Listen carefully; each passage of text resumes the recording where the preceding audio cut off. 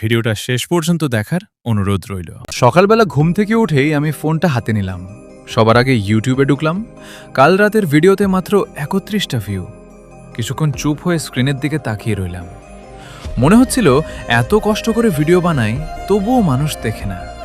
তবুও নিজেকে বললাম, না, হাল ছাড়লে হবে না। তারপর সকালে নাস্তা করেই ভিডিওর আইডিয়া খুঁজতে লাগলাম। কেউ ফানি ভিডিও বানায়, কেউ গেমিং ভিডিও, কেউ শর্ট ভিডিও। সব দেখে আমি ভাবতেছিলাম একদিন আমার ভিডিও ভাইরাল হবে। দুপুর হয়ে গেল। রুমের ভিতরে প্রচণ্ড গরম। ফোনটাও বারবার হ্যাং করতেছিল। তবুও আমি ভিডিও রেকর্ড শুরু করলাম। একবার ভুল, আরেকবার ভুল, তারপর আবার শুরু।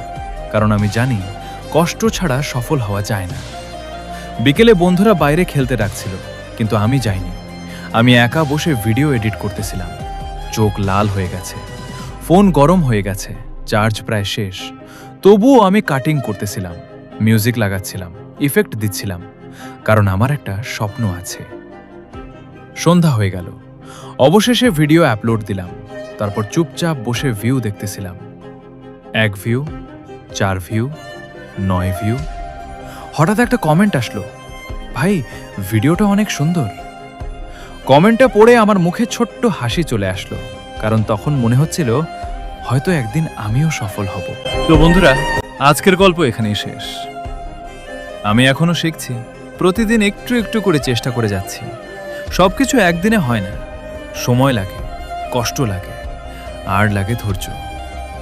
যদি ভিডিওটা ভালো লেগে থাকে তাহলে একটা লাইক দিও, আর এমন আরও ভিডিও দেখতে চাইলে চ্যানেলটা সাবস্ক্রাইব করে পাশে থেকো।